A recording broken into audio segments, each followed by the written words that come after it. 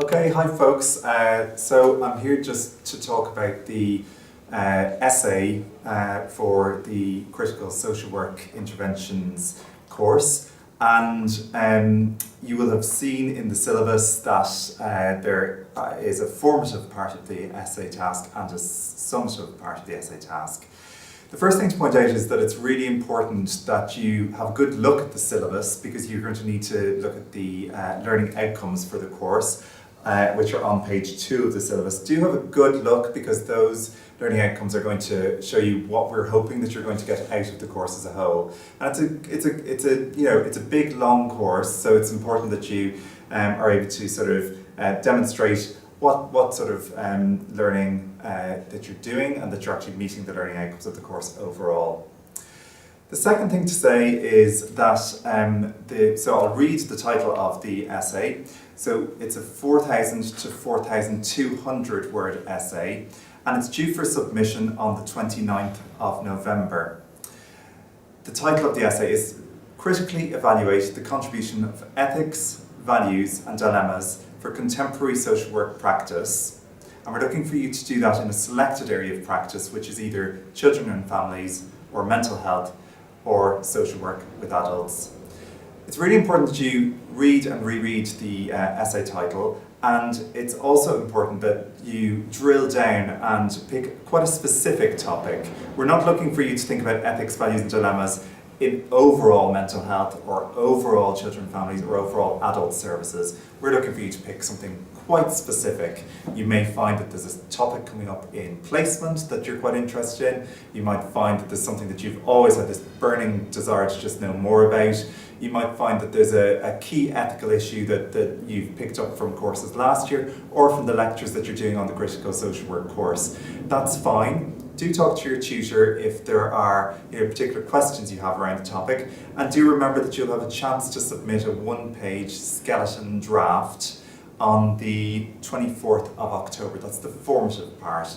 Now, for the draft, we will be looking for you to have done some preparation, really. We're wanting for you to come to give us that draft with some informed ideas from a sort of an initial appraisal of the literature.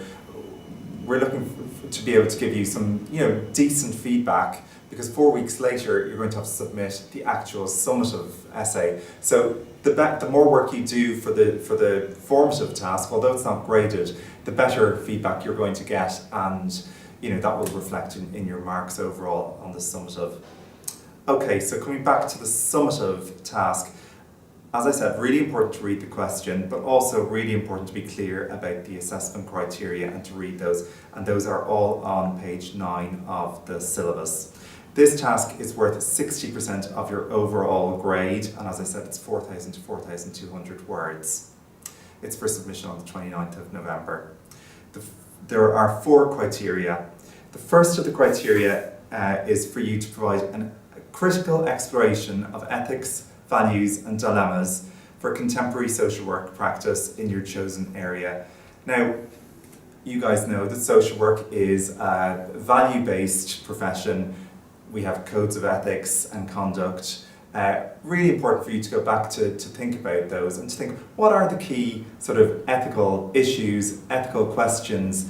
What are the rights and wrongs in this area? What are the key value principles that guide the work that you do in this very specific topic? And where do conflicts arise, or where do principles, ethical principles, come into conflict with each other? I mean, you guys will be aware of the fact that sometimes principles like self-determination and autonomy and privacy, sometimes those come into conflict with other ethical principles, such as protection from harm, and some of the interventionist approaches that are necessary in social work given our legal mandate. So do be thinking about sort of the ethics of intervention, the ethics of resource allocation, those sorts of considerations. And yeah, as I said, social work is full of those sort of ideas. Do go back and have a remember of think about Frank's initial lecture where he introduced some of the key sort of theories and ideas, and Tony's initial lecture on ethics and values. Those are going to help you to address the first criteria. Now the second criteria of the essay is to provide a critical use of literature which involves theory and research evidence in relation to your chosen topic. It doesn't need saying, but perhaps I'll say anyway, that actually this is a second year master's level essay, and it's your first second year master's level essay. So we are expecting, quite a level of academic rigour on this assignment, and we'll expect to see you demonstrating good command of the wider literature in social work, but also the specific literature in relation to your chosen topic, perhaps referencing literature around ethics in terms of addressing criteria 1, and literature on partnership working in terms of criteria 4, as well as the specific literature on your specific topic. So yes, we're looking for you to critically analyse the literature and appreciate and draw attention to some of the gaps in the literature, if there are any, and any differences of opinion between one writer or another. If you're quoting literature from, say, 10, 20 years ago, is that still relevant to the contemporary issues in social work practice? If you're quoting literature from abroad, does that fit well with the UK context? These are the sorts of things that you're going to have to address. And we're looking for you to draw on up-to-date, relevant social work journals and some of the social work books. Take a good look at the syllabus. There's plenty of reading there, and if you need some more advice, have a look at, ask your tutor. You may also find some placement literature that might be useful if you're focusing on a topic that comes from your placement. Okay, criteria 3 of the essay. So we're asking you to provide an analysis of how issues of inequality and discrimination are theorised in your chosen topic. So how do things like race and racism, how do those issues affect your chosen topic? Gender and sexism, age and ageism, disability, LGBT and sexuality issues. How is discrimination and social exclusion, how do those things come up around your particular topic? Is the impact of poverty addressed? And what about organisational thresholds or resource allocation systems? Are they exclusive to certain groups? These are the sorts of things that we want you to sort of be really considering in detail, and also to tell us what you think about that.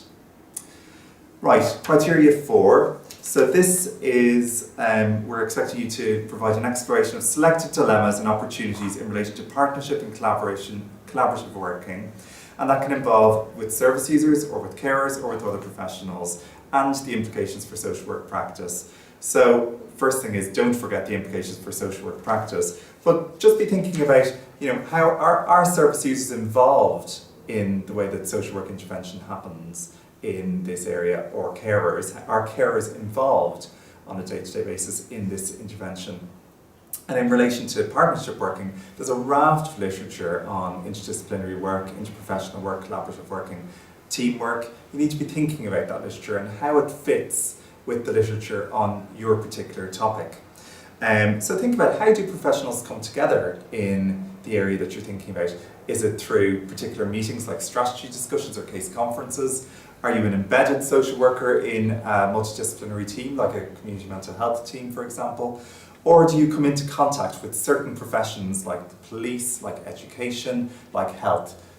Do you come into contact with them, and how does that work? Are there dominant models that different professions use, for example a social model or a medical model or a forensic criminal model way of thinking about things? And how do all those things come together? These are really the key considerations that you need to be thinking about for this essay.